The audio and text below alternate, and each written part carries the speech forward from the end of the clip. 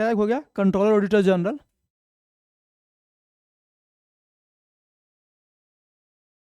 उसके बाद आ जाएंगे स्टेट में गवर्नर, ठीक है ना। उसके बाद सीएम और काउंसिल ऑफ मिनिस्टर स्टेट में। उसके बाद high court, lower court, panchayat, municipalities. उसके बाद कंस्टिट्यूशनल बॉडी, है ना। कंस्टिट्यूशनल बॉडी में हम लोग पढ़ेंगे यूपीएससी, है ना। उसके बाद स्टेट पब्लिक सर्विस कमीशन। उसके बाद इलेक्शन कमीशन, है ना।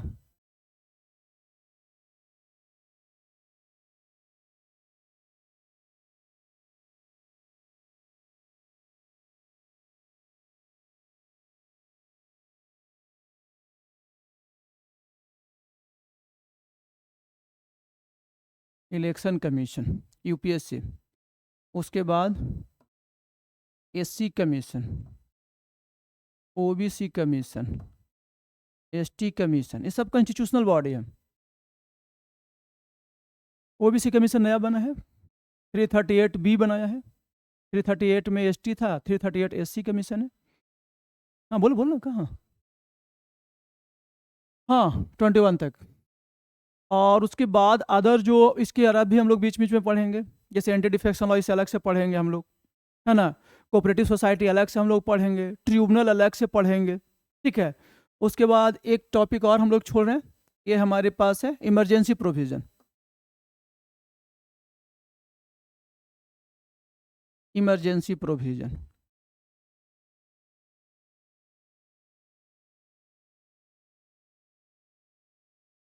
इमरजेंसी प्रोविजन, जिसमें हम लोग नेशनल इमरजेंसी, स्टेट इमरजेंसी और फाइनेंशियल इमरजेंसी देखेंगे, है ना। उसके बाद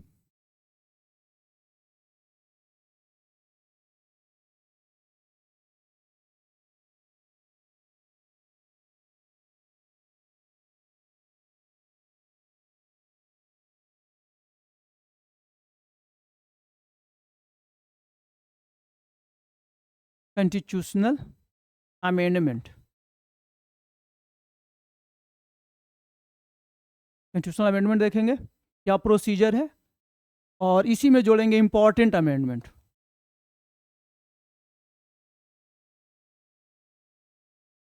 अमेंडमेंट,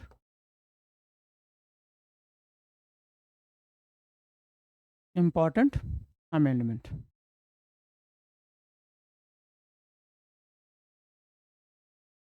है ना। जैसे अभी टोटल 106 अमेंडमेंट हो चुके हैं, उसमें मेजर मेजर अमेंडमेंट भी हम लोग देखेंगे, क्योंकि वहाँ भी हमारे पास अमेंडमेंट आ रहे हैं, ठीक है।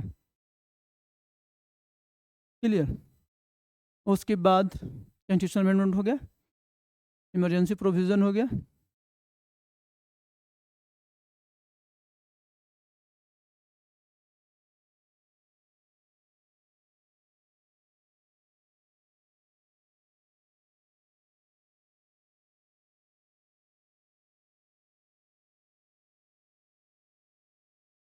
Anti defection law, anti defection law,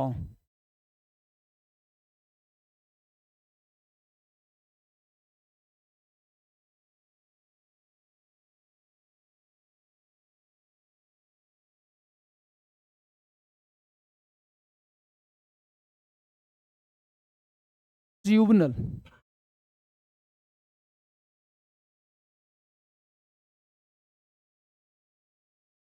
anti defection law हो गया, ट्रिब्यूनल हो गया। और कोई टॉपिक छूट रहे हैं, ड्यूटी स्टेट मैन आ चुका है।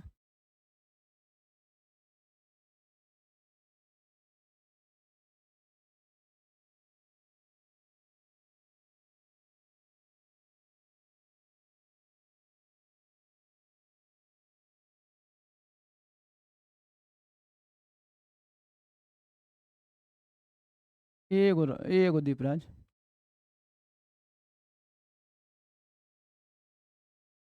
स्टैट्यूटरी बॉडी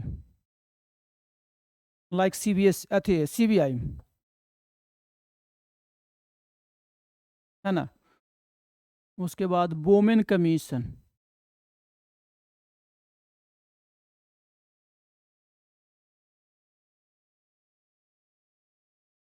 फिर ए ह्यूमन राइट कमीशन।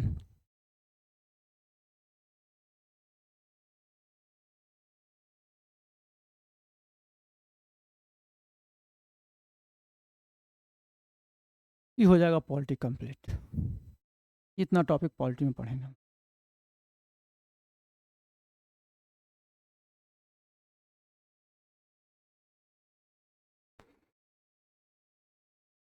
और इसके साथ में हम लोग इसके साथ साथ लेके सीरीज चलेंगे। घटना चक्र से क्वेश्चन बनाते चलना है। पॉलिटी का जो बुक है ना घटना चक्र, क्लास करेंगे, क्वेश्चन बनाना है। जो बनेगा नहीं बनेगा हम लोग यहाँ डिस्कस करेंगे, ठीक है ना। उससे क्या हो जाएगा कि याद भी हमारे पास होते चला जाएगा।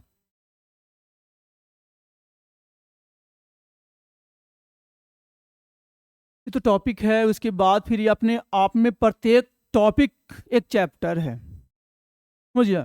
लेकिन करेंगे क्या ना कि कॉन्स्टिट्यूशन सबसे आसान पढ़ना इसलिए होता है कि इसको हम कंपेयर करके पढ़ते हैं। इसमें हमने अभी कुछ और भी छोड़ा हूँ। अटॉर्नी जनरल का मेंशन नहीं किया हूँ, एडवोकेट जनरल का मेंशन नहीं किया हूँ, है ना। सॉलिसिटर जनरल को मैंने नहीं जोड़ा हूँ, ठीक है। वो सब आते चले जाएंगे, वो बीच में घुस जाएगा, ठीक है। लेकिन इसमें हम करेंगे क्या, देख इसमें हमारे पास जो समझने वाला तरीका होगा यूज करने वाला, जैसे इसमें हमारे पास जो फॉर्मेशन ऑफ कॉन्स्टिट्यूशन है ना, कि भाई कॉन्स्टिट्यूशन का निर्माण कैसे हुआ, क्यों हुआ, है कि ना। तो भाई सबसे बड़ा चीज हमारे पास है कि मेरे दिमाग में कॉन्स्टिट्यूशन की बात आया कैसे। देखिए जो अपने देश में अपने कॉन्स्टिट्यूशन का जो निर्माण का दिमाग आया वो देन ब्रिटिश का है। अगर कोई हमारे के यहाँ आया तो कुछ न कुछ दे कर गया, समझिए कि सबसे बड़ा अचीवमेंट में, चलो सबसे बड़ा अचीवमेंट में क्या मिला कि जब वो ब्रिटिश यहाँ पे आए तो इंडिया में अपना कंपनी स्टैब्लिश किया। आगे बैठो ना, ठीक है ना। कंपनी स्टैब्लिश किया, समझिए। तो जब कंपनी स्टैब्लिश किया तो तुम्हें मालूम है कि हमारे क्या, बैठो ना आगे श्रेष्ठ, आगे आ जाओ ना। छोटा बड़ा क्या करेगा, आ जाओ आगे, वो चौड़ा बेंच है, समझिए। तो उसमें क्या हुआ कि क्यों जरूरत, सबसे पहला बात होता है कि कॉन्स्टिट्यूशन की जरूरत क्यों पड़ा। तो जब इंडिया में कंपनी स्टैब्लिश हो चुका था तो उसमें आपको मालूम है कि ब्रिटिश इंडिया का इस्टेब्लिशमेंट हमारे के यहाँ इनिशियल स्टेज माना गया है, वो है 1757, जो बैटल ऑफ प्लासी हुआ था, है ना। बैटल ऑफ प्लासी में क्या हुआ कि सबसे पहले हम बंगाल को जीत गए। उसके बाद क्या हुआ कि वहां से जब आगे चलेंगे तो 1764 में आपने क्या हुआ था, battle of Buxar. Battle of Buxar में 3 ग्रेट लोगों का लॉस हुआ था। एक तरफ से हमारे पास ब्रिटिश कंपनी था और दूसरे तरफ से अपने 3 ग्रेट, एक हमारे पास दिल्ली से मुगल का शाह आलम सेकंड, दूसरा था अवध का नवाब शुजाउद्दौला और तीसरा अपना था बंगाल का नवाब मीर कासिम। और ये तीनों अपने आप में ग्रेट थे और ये 3 लोग लड़े और हम 1764 में बैटल ऑफ बक्सर हार गए। बैटल ऑफ बक्सर एक निर्णायक युद्ध था, उसने ये फाइनल कर दिया कि इंडिया में अब रूल कौन करेगा। तो जब इंडिया में रूल कौन करेगा तो फाइनल हो गया कि कंपनी रूल करेगा।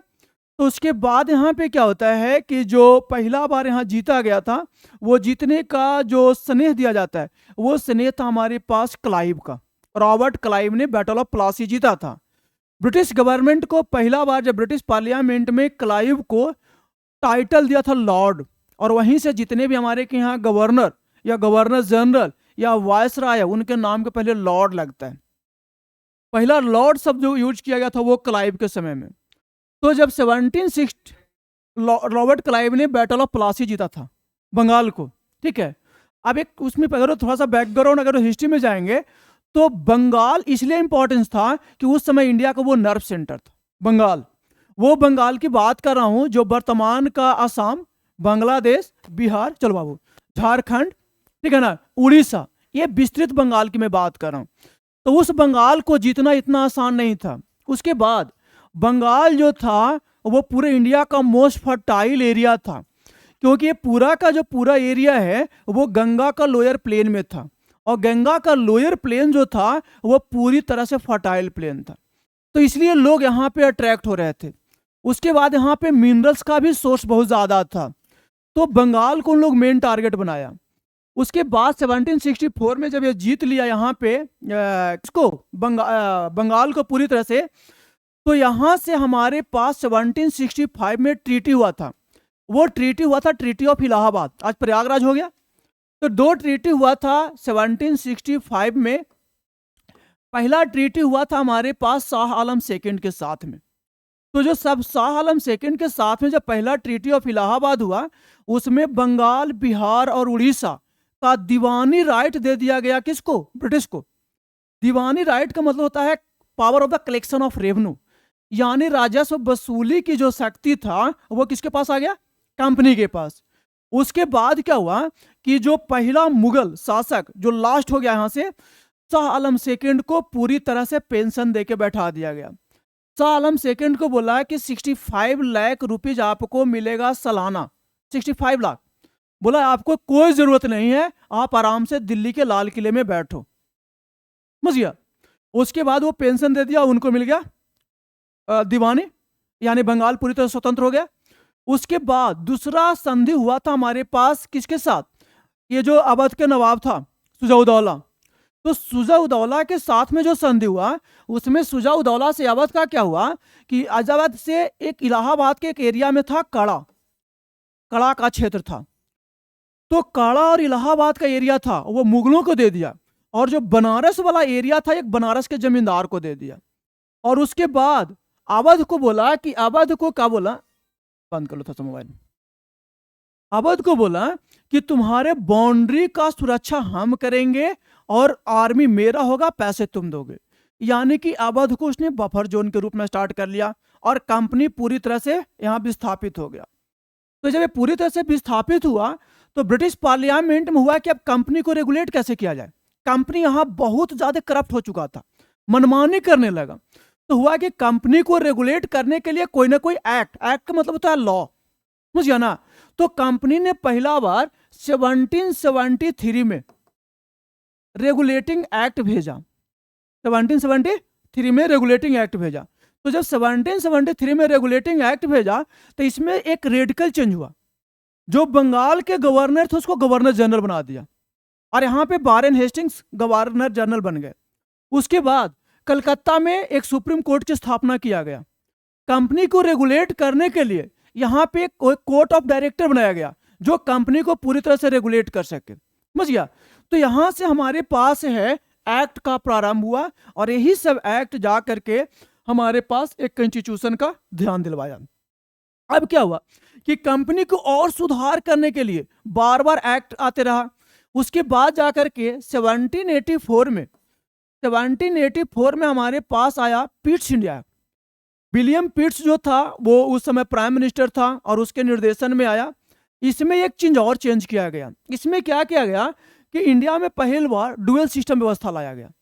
डुअल सिस्टम में क्या था कि वहां पे कोर्ट ऑफ डायरेक्टर था, यहाँ पे एक और लाया बोर्ड ऑफ डायरेक्टर, बीओडी। पहले था सीओडी, अब आ गया बोर्ड, बोर्ड ऑफ डायरेक्टर। तो बोर्ड ऑफ डायरेक्टर में हुआ कि जो आर्मी का पावर होगा, ठीक है ना, या अदर एडमिनिस्ट्रेशन होगा, वो बीओडी देखेगा, और कॉमर्शियल जो है वो देखेगा सीओडी। यानी यहाँ पे डबल रूल हो गया, एक बीओडी और एक सीओडी हो गया। बोर्ड ऑफ डायरेक्टर और कोर्ट ऑफ कंट्रोल या कोर्ट ऑफ डायरेक्टर बोलते हैं, इंग्लैंड में था, ठीक है ना। तो वो क्या हुआ था कि मोनोपोली चल रहा था। यहां से क्या हुआ कि अब पावर बट गया। जब पावर बटने लगा तो हुआ कि अब कंपनी को और बढ़िया से रेगुलेट करे। तो कंपनी को रेगुलेट करने के लिए कंपनी ने वहां से पहला बार स्टार्ट किया चार्ट। तो पहला बार जब चार्ट स्टार्ट हुआ तो 1793 में आया चार्टर एक्ट, और 1793 में चार्टर एक्ट आया, और हुआ कि चार्ट जो है प्रत्येक 20 साल के बाद रिपीट करेंगे, समझ गया। चार्ट जो था वो प्रत्येक 20 साल के बाद क्या करेंगे, रिपीट करेंगे। तो इस 1793 के बाद फिर 1813 में आया। 1813 का जब चार्टर एक्ट आया, इसमें रेडिकल चेंज देखने को मिला। पहला बात क्या किया कि जो ब्रिटिश इंडिया कंपनी का मोनोपोली था उसको कम किया, समझिए। हुआ क्या भाई कि और भी कंपनियां आकर के इंडिया में ट्रेड करें। उसमें ब्रिटिश इंडिया कंपनी को दो चीज पर मोनोपोली रह गया, एक चाय और एक चीनी।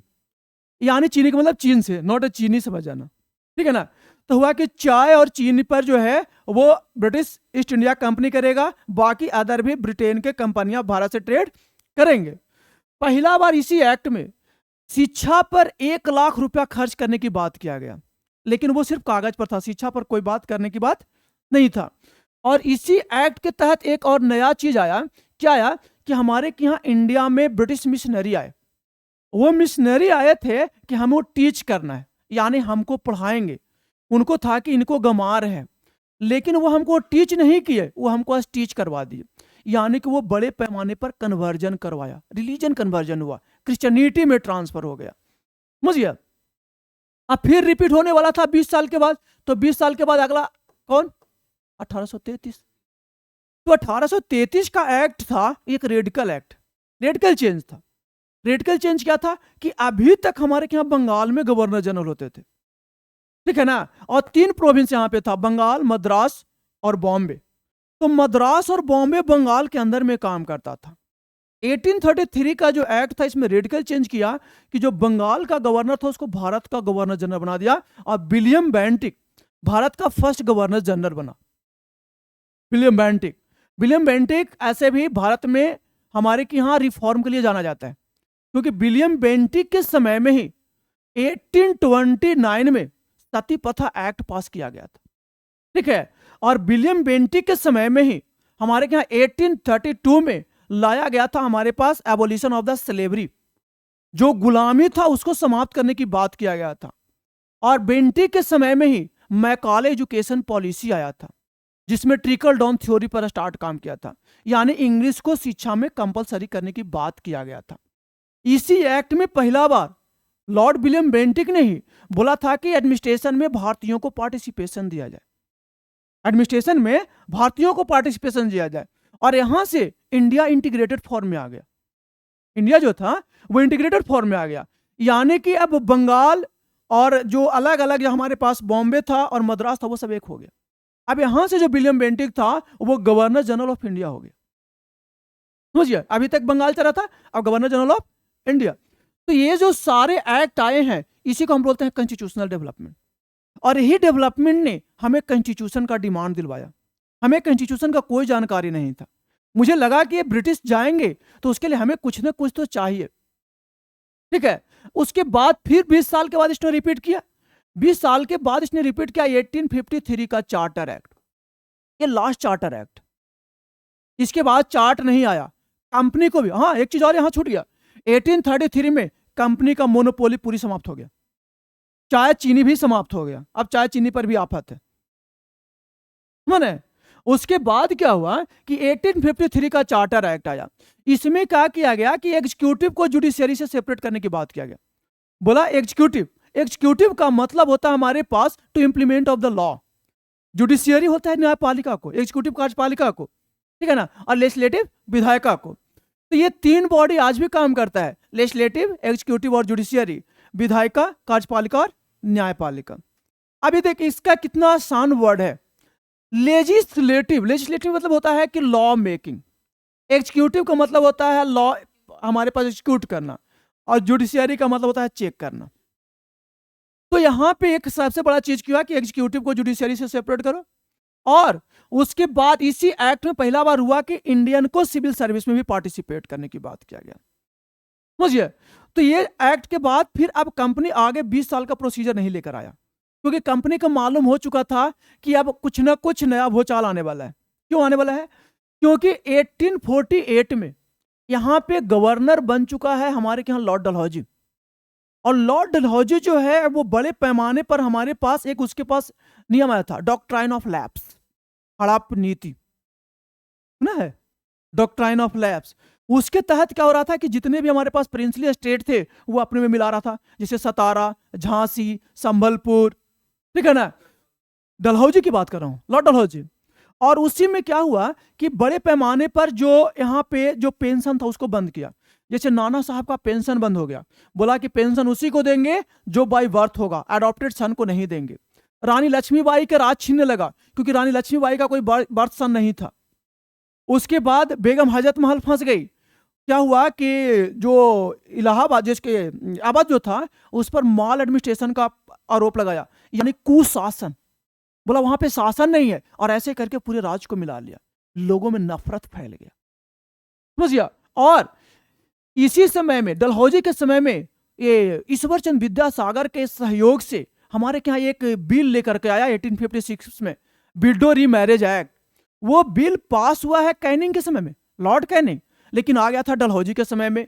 उसके बाद डलहौजी के समय में पॉजिटिव आया, रेलवे का डेवलपमेंट हो गया, टेलीग्राम का डेवलपमेंट हुआ, और 1856 में जिसको हम बोलते हैं एजुकेशन का मैग्ना कार्टा, वुड डिस्पैच आया, जिसमें हायर एजुकेशन की बात किया गया, टेक्निकल एजुकेशन की बात किया गया। वहीं से बीएड स्टार्ट हुआ है 1856 से।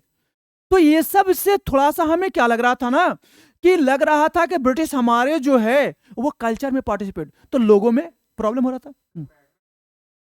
मैग्ना कार्टा होता है कि जो इसमें अपने आप में कोई इंपॉर्टेंस हो। मैग्ना कार्टा का मतलब होता है किसी क्षेत्र में इंडिविजुअल एरिया के लिए वो अपने आप इंपॉर्टेंस रखता हो, उत्कृष्ट, सर्वश्रेष्ठ। तो हमारे पास एजुकेशन के लिए तो बहुत सारे एक्ट आए थे, लेकिन ये जो था एक रेडिकल एक्ट था। हमने 1813 में बात किया कि एजुकेशन की बात है, लेकिन ब्रिटिश के बाद यहां पहला बार हुआ कि उसने एजुकेशन पर बोला कि नहीं, यहां पे टेक्निकल एजुकेशन भी चाहिए, हायर एजुकेशन भी चाहिए। उसके बाद लॉर्ड रिपन के समय में एक आएगा हंटर कमीशन एजुकेशन रिफॉर्म के लिए, वर्नाकुलर प्रेस एक्ट। तो ये लिटन गंदा काम और रिपन अच्छा काम, ठीक है ना। वर्नाकुलर प्रेस एक्ट, उसके बाद फेमाइन होगा, उसके बाद रानी को यहाँ पे नाइटहुड के अथी से सम्मानित किया जाएगा। लोग भूख से मर रहे थे, किसे है ना कि रोम जा रहा था, पोप बंसी बजा रहा था, देश यहाँ पे भूख से मर रहा था, लगातार भूखा सूखा पड़ा हुआ था। बंगाल में 70,000 लोग मरे थे, और लॉर्ड लिटन ने दिल्ली दरबार लगवाया था, ठीक है ना, और वहां से रानी आए थे और रानी को यहाँ सम्मानित किया जा रहा था। ये स्थिति था। तो उनको क्या लग रहा था भाई, उनको क्या था, वो तो है ना कि अनकर चुका अनकर घी पाणे जी के लगले की, भाई उसको तो हमारे देश से खेलना था। तो ये स्थितियां ऐसा बना हुआ था। तो उसके बाद क्या हुआ कि 1853 का एक्ट लास्ट हो गया। अब ये सब बम बन के तैयार था, बारूद।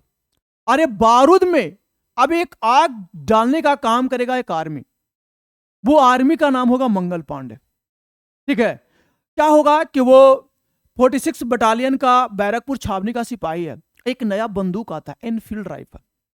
और एनफील्ड राइफल में कारतूस को पहले काटना था, ठीक है ना, और उसके बाद लोड करना था। उस कारतूस पर ग्रीस लगा होता था, ग्रीस समझते हो ना, ल्यूब्रिकेंट, सॉफ्ट करने के लिए। अब उसमें क्या था, वो ग्रीस था, वो ग्रीस जो था वो एनिमल का चर्बी का था। उसमें यूज किया गया था हमारे पास पिग्स और काऊ। ये ऐसा कौन रिसर्चर इंडिया में था तो पता लगा लिया, ये र्यूमर फैलाना था, समझ गया, हमें द्वेष फैलाना था, हिंदू मुस्लिम को एक करना था, हम अकेले नहीं लड़ सकते थे। पिग से मुस्लिम हट हो गया और काऊ से मुस्लिम हिंदू, अब इस तरह से हुआ।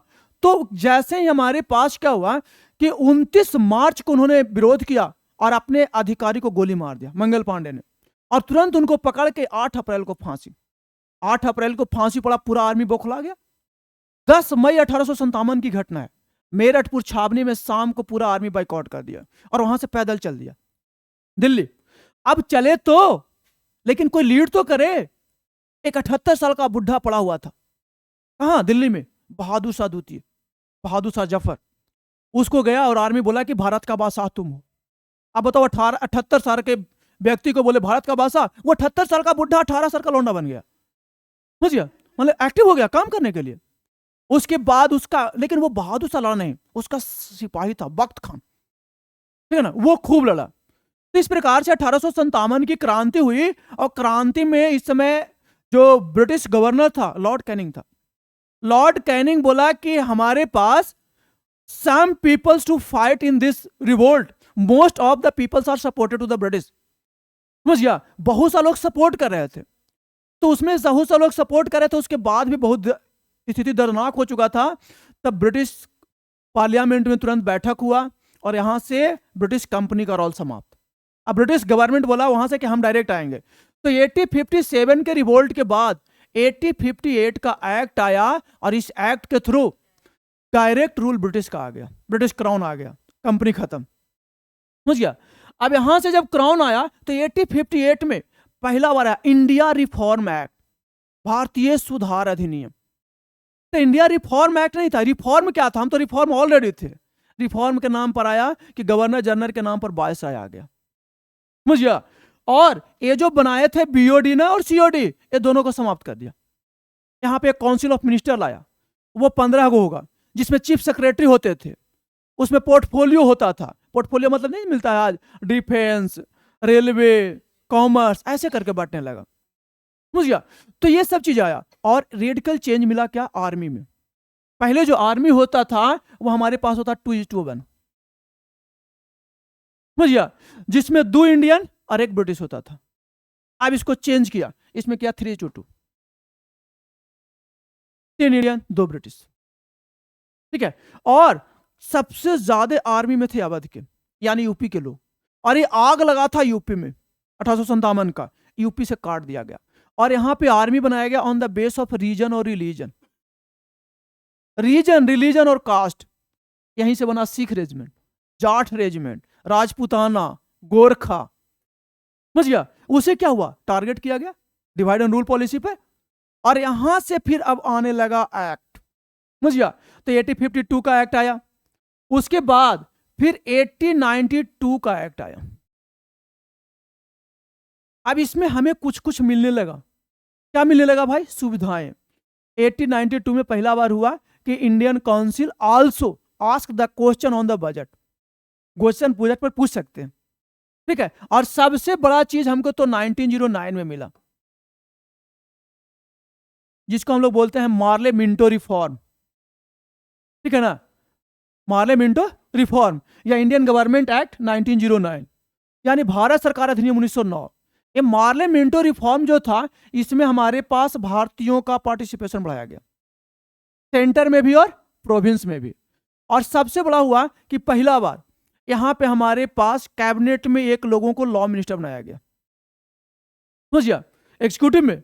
और सबसे दुर्भाग्य हुआ कि यहां से हमको बांटा गया, इसी में सेपरेट इलेक्टोरेट फॉर मुस्लिम, मुस्लिम को अलग कर दिया गया, पृथक निर्वाचन दिया गया, डिवाइड एंड रूल पॉलिसी, समझ गया।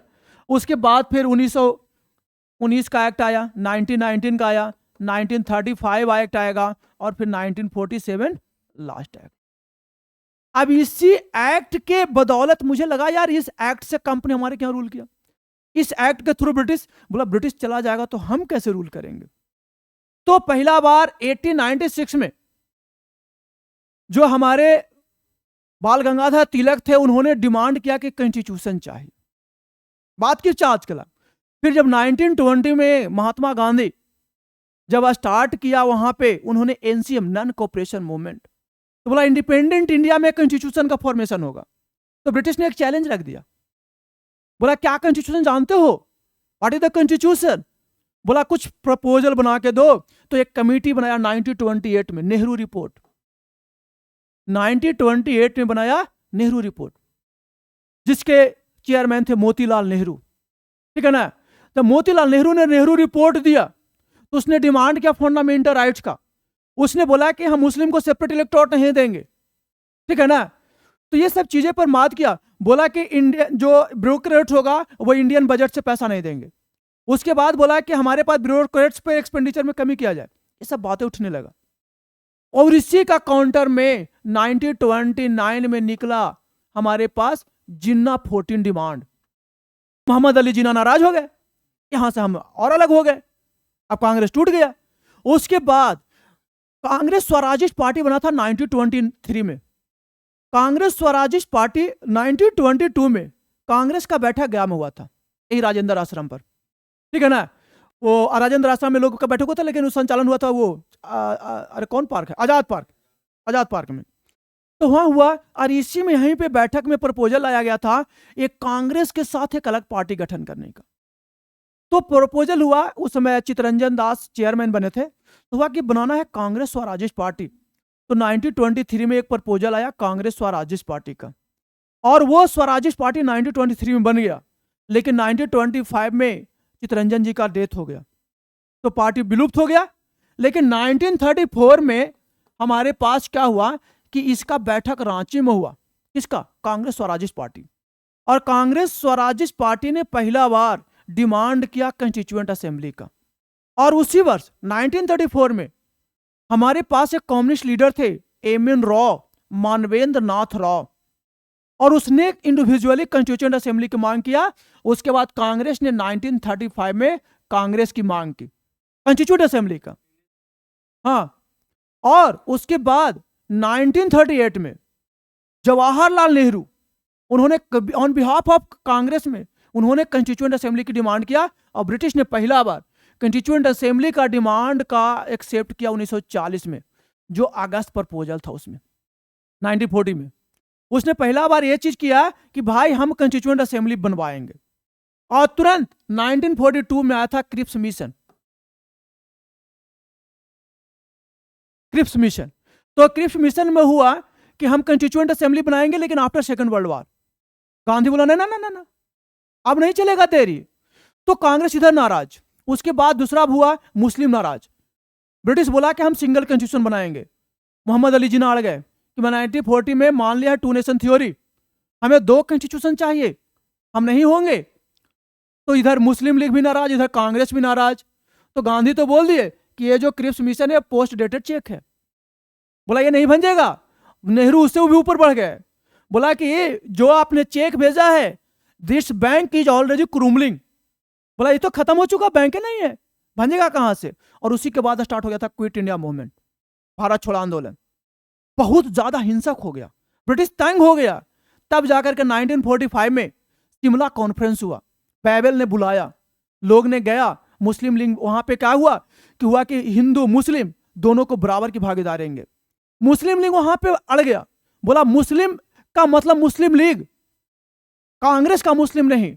इधर से कांग्रेस तरह से रिप्रेजेंटेटिव कर रहे थे अबुल कलाम आजाद, उधर से मोहम्मद अली जिन्ना। बोला नहीं नहीं नहीं, अबुल कलाम आजाद मुस्लिम नहीं है, वो एक मुस्लिम नहीं है, मुस्लिम का मतलब लीग। अब इसमें हो गया कि भाई ऐसा तो नहीं होगा, हम तो मुस्लिम और हिंदू पे बात कर रहा हूं। तो इसलिए अड़ गया और बाइबल प्लान फेल कर गया। अब इसी से हुआ क्या कि ब्रिटेन में एक नया चुनाव हुआ, और चुनाव में लेबर पार्टी वहां जीत गया, और क्लेमेंट एटली प्रधानमंत्री बन गए, और वो भारत को सपोर्ट करता था।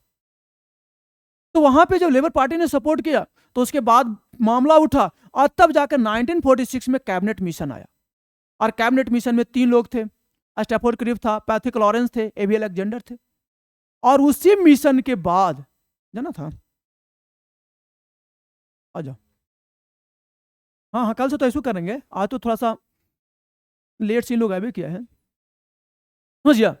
तो उसके बाद क्या हुआ कि जब 1946 में कैबिनेट मिशन आया, तो कैबिनेट मिशन ने बोला कि हम कॉन्स्टिट्यूएंट असेंबली बनाएंगे। तो बनेगा कैसे, तो बने कि भाई हुआ कैसे, तो बोलेगा कि मेंबर को इलेक्ट करेंगे। कैसे इलेक्ट करोगे, इनडायरेक्ट इलेक्ट करेंगे। तो पहला बार फिर 1946 में इलेक्शन करवाया गया। उसमें 11 प्रोविंस थे, प्रोविंस था जो ब्रिटिश के अंदर रहते थे, और टोटल 563 हमारा प्रिंसली स्टेट था जो राजा रजवाड़े थे। तो हुआ कि जो प्रोविंस है वहां से इलेक्शन करवाएंगे, और जो राजा रजवाड़े वहां से नॉमिनेट करवाएंगे। तो हुआ कि 10 लाख पर एक मेंबर होगा। उसके बाद 1946 में पहला बार बनाया गया कंस्टिट्यूएंट असेंबली, और वही कंस्टिट्यूएंट असेंबली ने कॉन्स्टिट्यूशन बनाया है। कॉन्स्टिट्यूशन को एक व्यक्ति ने नहीं बनाया है, ठीक है ना, कॉन्स्टिट्यूशन को एक ने नहीं बनाया है। हमें उसको जब पढ़ेंगे पूरी तब आहिस्ता है कि कितने लोगों ने इसमें बनाया है, तब पता चलेगा। तो ये चीज हम पढ़ेंगे, फॉर्मेशन ऑफ कॉन्स्टिट्यूशन, कि कॉन्स्टिट्यूशन कैसे बना, ये पूरी कहानी वहां से जुड़ेगा, ठीक है ना। कि भाई कॉन्स्टिट्यूशन, हमारा कॉन्स्टिट्यूशन असेंबली बनाया है, ये तो पता चला कॉन्स्टिट्यूशन क्यों बनाया, समझ में आया ना, कि कैसे कैसे हमने सीखा, ठीक है। तो वो हो गया हिस्ट्री। उसके बाद हम देखेंगे कि जब कॉन्स्टिट्यूशन बना, तो आप देखते हैं कि जब कोई भी बुक पढ़ते हो, तो बुक पढ़ते हैं तो बुक के स्टार्टिंग में पूरा समरी होता है ना, प्रियम्बल। तो उसी प्रकार से हमारे पास कौन से हो, ये तो है, हम थोड़ा सा काम में टाला सोचे थे। तो फिर हमको सॉरी नहीं करना है ना, हमको इधर समझाना भी है। हाँ ये तो है, अरे हो जाए यार, चलना। और का ना, नहीं इसका अलग मजा है, बोर्ड वाला में मजा नहीं था यार, वो तो बढ़िया ही अभी चला रहे हैं, ठीक है, वो सिस्टम अब नहीं चलेगा। तो सिलेबस लिखवाया ना, सिलेबस लिखवाया ना, ठीक है ना। देखिए देख, जैसे कॉन्स्टिट्यूशन डेवलपमेंट है, तो इसका पीडीएफ रखेंगे और समझा देंगे, समझिए। लेकिन इसका जो है क्या बोलते हैं, ये जो फॉर्मेशन ऑफ कॉन्स्टिट्यूशन है, अगर इसका पीडीएफ देंगे तो फिर कोई फायदा नहीं होगा, ठीक है ना। पार्ट्स और शेड्यूल है, इसको चैप्टर वाइज तोड़ेंगे तभी मजा आएगा। पार्ट्स और शेड्यूल पढ़ने का मतलब कॉन्स्टिट्यूशन का पूरा समरी पढ़ लेंगे, समझिए। तो इसमें हम पार्ट्स और सब शेड्यूल पढ़ेंगे, तो जिसमें कॉन्स्टिट्यूशन बनाया गया ना, उसमें अपने के यहाँ 8 शेड्यूल था, ठीक है, और 22 पार्ट्स था। अब इसमें क्या है कि जब आप सभ्य स्टार्टिंग जब देखोगे तो कोई भी बुक में सबसे पहले आओगे उसका समरी होता है, और जो समरी है उसको बोलते हैं प्रियम्बल।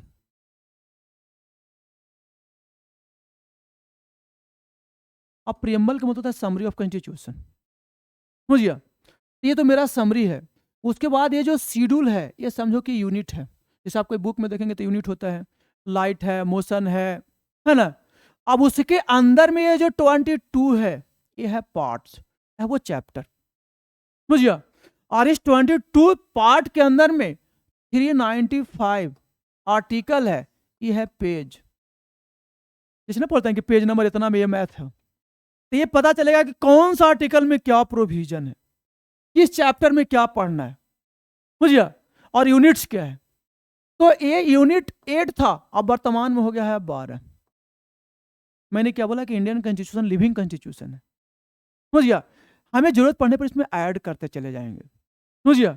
इसमें हमने 9 जोड़ा, 9 इसलिए जोड़ा, तुरंत जोड़ा आफ्टर इंडिपेंडेंट, जैसे ही कॉन्स्टिट्यूशन लागू किया ना, वो सब लिखेंगे बाबू, वो सब लिखेंगे, अभी खाली सुन, आज कुछ नहीं, हम लोग सब लिखेंगे एक। जब जैसे ही आज़ादी मिला, हमारा गवर्नमेंट फॉर्म हो गया, तो हुआ कि पहला 5 ईयर प्लान में हमने फोकस किया था एग्रीकल्चर, ठीक है ना। तो एग्रीकल्चर का जब फोकस किया तो हमारे क्या, it show the large gap in the society.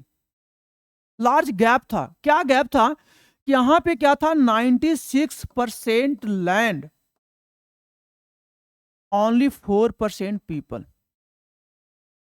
96% land 4% लोग के पास था। How it possibility to develop of the agriculture, ठीक है। तो इसमें हुआ क्या कि यहां पे हमने एक अमेंडमेंट किया, फर्स्ट अमेंडमेंट 1951, उसमें लाया लैंड रिफॉर्म। लैंड रिफॉर्म में पहला हुआ abolition of the zamindari system. 1793 में हमारे यहाँ जमींदारी सिस्टम लेकर आया था लॉर्ड कॉर्नवालिस, समझिए। तो हुआ क्या, abolition of the zamindari system. उसके बाद उसमें एक टर्मिनोलॉजी नया जोड़ा गया, लैंड कंसोलिडेशन, और उसके बाद land ceiling act. Land ceiling act में हुआ कि ये किसान के पास मैक्सिमम 4 हेक्टेयर लैंड होगा। 4 हेक्टेयर का मतलब आज का 18 बीघा, 18 बीघा से ज्यादा होगा वो सरकार ले लेगी, ठीक है ना। उसके बाद लैंड सीलिंग एक्ट में आया कि जो छोटे छोटे, जैसे ए एक आदमी है, ए बी है और ए सी है, अब मान लीजिए बी है और ए है और ए सी है, तो छोटा छोटा लैंड था। तो हुआ कि इसको कंसोलिडेट करो, यानी ए पूरा लैंड ए का करो, तो लैंड बड़ा हो गया ना, बी करो, ए सी करो, तो लैंड एरिया बड़ा हो गया। तो इसमें इनपुट कम आउटपुट ज़्यादा होगा, छोटे छोटे होंगे तो हम टेक्निकल एग्रीकल्चर नहीं कर पाएंगे। हम आगे समझेंगे इसका क्या इंपॉर्टेंस हुआ। एक बार यूपीएससी ने क्वेश्चन पूछा था, why green revolution implemented in the western UP, Punjab and Haryana, उसमें नाना पढ़ना, क्योंकि north west India first implemented the land consolidation, वहां चकबंदी लगा, बड़े बड़े लैंड हो गया, ठीक है। दूसरा, those area are more irrigated for perennials canal, Punjab Haryana west and UP जो है वो 12मासी नहर से सिंचाई होता था। Lands are fertile, but more fertile plains are Bihar, but Bihar is suffering from the droughts and flood. उत्तरी बिहार बाढ़ से, दक्षिणी बिहार सुखाड़ से, नहीं रिस्क ले सकते थे, वो एरिया ऐसा नहीं था, इसलिए वहां लिए थे। तो हमें लगा कि लैंड रिफॉर्म जोड़ना है, इसलिए 9 जोड़ दिया। फिर क्या हुआ, आगे चल करके बहुत ज्यादा हमारे देश में अनस्टेबिलिटी आ गया था, आया आराम गया आराम, जैसे सरकार बनाना है। बिहार में 243 सीट है विधानसभा का, चुनाव हुआ, अब चुनाव हुआ तो चुनाव के लिए मुझे 122 सीट चाहिए, चाहिए ना। अब मान लिया कि 122 में हम इनको मंत्री बनाया, इन लोगों में से किसी को मंत्री नहीं बनाया, और हम 124 को सीट में जीते हैं, वहां 4 लोग नाराज, वो 4 लोग चले गए, हम आ गए कितना पर, 120 पर, सरकार गिर गया। ऐसे प्रॉब्लम हो रहा था। तो फिर क्या हुआ कि हमने लाया एंटी डिफेक्शन लॉ, दल बदल, कि अगर दल बदलोगे तो तुम्हारा मेंबर ज्यादा, सदास्था समाप्त। तो एंटी डिफेक्शन लॉ लाया तो ये जोड़ दिया 10 में, एक नया चैप्टर जुड़ गया, हो गया, क्योंकि आवश्यकता था। उसके बाद हमारे के यहाँ एंशियंट समय से चला रहा था स्थानीय निकाय, लोकल बॉडी, पंचायत और नगर निगम। 2 अक्टूबर 1959 को पहला बार राजस्थान के नागौर में इंप्लीमेंट किया गया था पंचायत। ऐसे पंचायत का हमारे पास चोल का नाम सुना होगा, चोल पांड्यचेर का नाम सुना है, चोल के समय में होता था। मौर्य का नाम सुना है, मौर्य के समय स्थानीय निकाय था, ठीक है। तो वहां से चला आ रहा था, तो उसी को हम लोग कंटिन्यू करना चाहा, तो 73rd अमेंडमेंट किया, तो 73rd करके पंचायत जोड़ दिया 11वां चैप्टर में, और 12 में जोड़ दिया नगर निगम। तो चैप्टर हो गया कितना, यूनिट हो गया 12, ठीक है। अरे पार्ट था 22, लेकिन वर्तमान में हो गया है 25। 4 जोड़े हैं, एक डिलीट कर दिया, समझ गया। क्या जोड़े, हमारे यहाँ राइट था, आपका राइट है to ask the question, duty भी है तो याद करके आना, है ना। तो लगा राइट के बिना ड्यूटी और ड्यूटी के बिना राइट, सही नहीं है। तो लगा कि राइट है तो ड्यूटी भी चाहिए, तो राइट हमने लिया था यूएसए से, तो ड्यूटी लिया यूएसएसआर से, और बाद में 42वां संशोधन द्वारा 1976 में जोड़ दिया फंडामेंटल ड्यूटी। और ये जोड़ा भाग जो पार्ट था, ये पार्ट जोड़ दिया 4A, बुझिया, ये पार्ट जोड़ दिया 4A। उसके बाद आगे चलने पड़ा कि 9 में पंचायत का मेंशन था, लेकिन फिर 9A और B जोड़ा, 9A में जोड़ दिया म्यूनिसिपैलिटीज चैप्टर, और उसको 9B में जोड़ा कोऑपरेटिव सोसाइटी, समझ गए। और उसके बाद 14A में जोड़ा ट्रिब्यूनल, तो 4 जोड़ा और एक को डिलीट कर दिया, तो होना था 26, हो गया 25। आर्टिकल 395 है, मूल आर्टिकल 395 है, लेकिन इनकी संख्या अभी वर्तमान में मोर देन 475 है, मोर देन 475 है। कैसे भाई, चैप्टर जोड़िएगा तो पेजवा जुड़ेगा ना, शेड्यूल जोड़िएगा तो पेजवा जुड़ेगा ना, तो पेज जुड़ते चला गया। जैसे हमने जोड़ा, आपको बताऊं, इसका भी क्लीन करता हूं सीधे।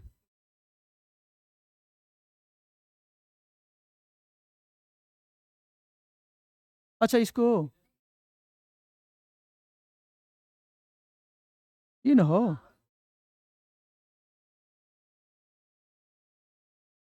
ठीक होगा ना, एक के बार में कहानी गोल, ठीक है। तो कहाँ पे करे थे यार, भुला गए। हाँ, जैसे अब मान ले कि हमने पंचायती जोड़ा, तो पंचायत का मेंशन था आर्टिकल 243।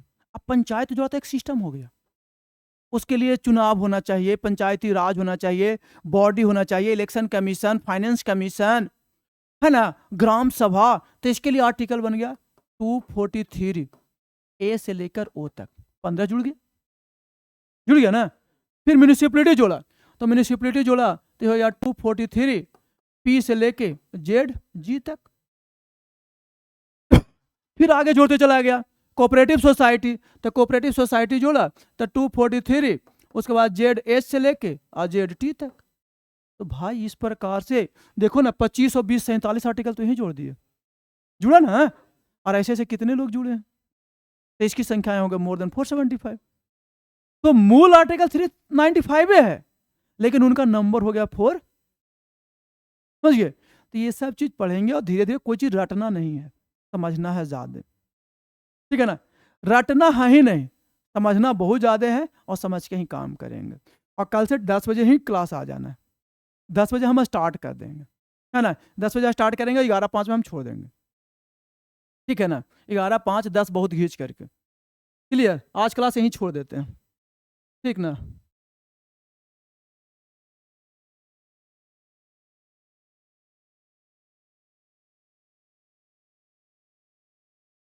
किसका, आज वाला का, इसका कल से करेंगे पीडीएफ का। हाँ हाँ, रिकॉर्डिंग चलेगा ना फिर, पीडीएफ से क्या, हाँ रिकॉर्डिंग चलेगा, हाँ।